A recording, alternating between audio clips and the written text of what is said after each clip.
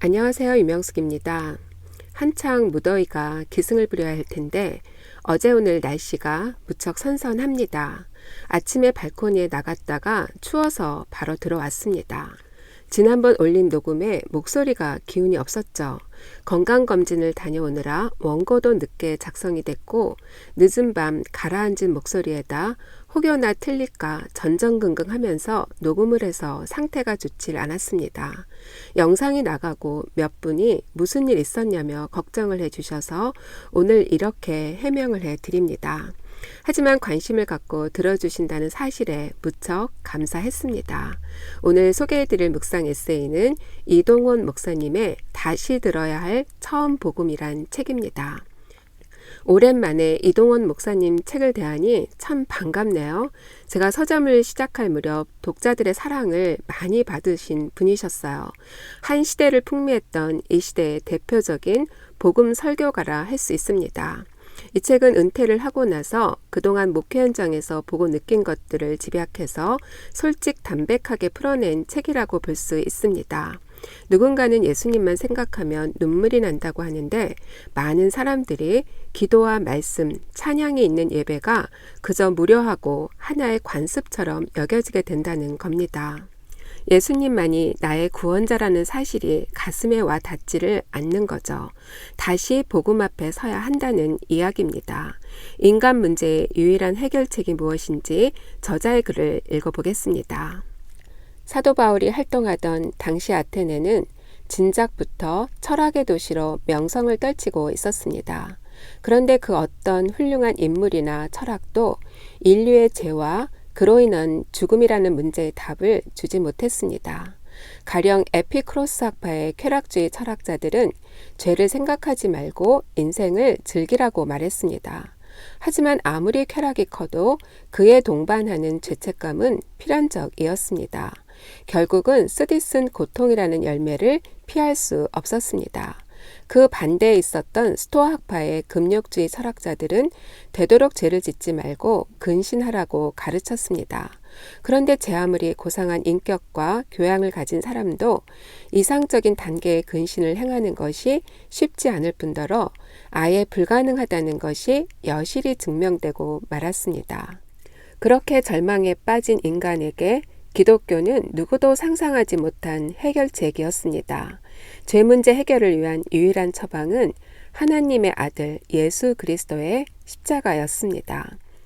예수님을 믿음으로 구원을 받고 성령의 능력으로 사는 것이 죄를 이기는 확실한 길이었습니다. 예수님이 부활하시고 살아계시기에 죄의 결과인 죽음에 대해 더 이상 두려워할 필요가 없습니다. 그분이 우리의 현재와 미래를 붙들고 계시기에 삶은 살만한 가치가 있습니다. 이것이야말로 세월이 지나도 변함없는 진리요 격동의 시대를 사는 우리가 다시 들어야 할 복음입니다. 오늘 여러분들과 함께 나눌 묵상 제목은 율법에 얽매인 삶, 성령으로 자유로워진 삶입니다. 하나님은 이스라엘 백성들을 출애굽하셔서 시내산에서 11개월을 머물면서 십계명을 주셨고 그에 따른 세밀한 법을 주셨어요. 진정한 하나님 나라를 이루어갈 하나의 가이드라인을 주신 거죠. 하지만 이스라엘 백성들은 그 법을 제대로 지키지 못했고 결국 나라는 망하고 말았어요. 세 차례에 걸쳐 포로들이 귀환하고 에스라를 중심으로 유대 공동체가 형성되어 흘러가지만 그들은 하나님의 거룩한 뜻과는 달리 지나친 율법주의자들로 전환이 되었습니다.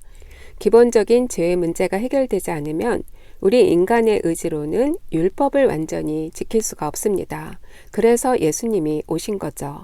자신의 생명을 담보로 잡고 우리 모두의 죄를 위해 십자가에서 죽으시고 3일 만에 살아나셨어요.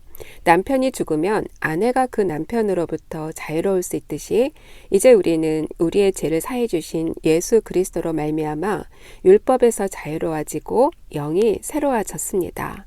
영이 살아난 성도들은 이제 율법이 아닌 하나님 영의 다스림을 받는 거죠. 그 새로운 영으로 주님을 섬기고 그에 따른 의의 열매를 맺으라고 선포를 하는 거예요. 인간의 노력만으로 이룰 수 없었던 것들을 온전하신 주님을 의지하며 나아갈 때 의의 열매를 맺을 수 있다는 겁니다. 그렇다고 해서 예수님이 율법을 폐하신 건 아닙니다. 내가 율법이나 선지자를 폐하러 온 줄로 생각하지 말라. 폐하러 온 것이 아니요 완전하게 하려 함이라. 천지가 없어지기 전에는 율법의 1.1획도 결코 없어지지 아니하고 다 이루리라. 예수님이 선포하신 소위 황금률이라고 불리우는 산상수훈은 하나님의 영의 다스림을 받지 않고는 도저히 지킬 수 없는 법이죠. 리차드 백스터는 이렇게 이야기합니다. 그리스도인의 도는 규례 없이 태만히 행함이 아니라 규례 위에서 살아가는 것이다 라고요. 죄악이 가득한 혼탁한 이 세상을 살기 위해 우리가 붙들어야 할 것이 무엇인가가 너무나도 분명해집니다. 율법 안에서 얽매인 삶이 아닌 성령 안에서 자유로운 삶을 살기를 소망합니다. 여러분들 다음 시간까지 샬롬.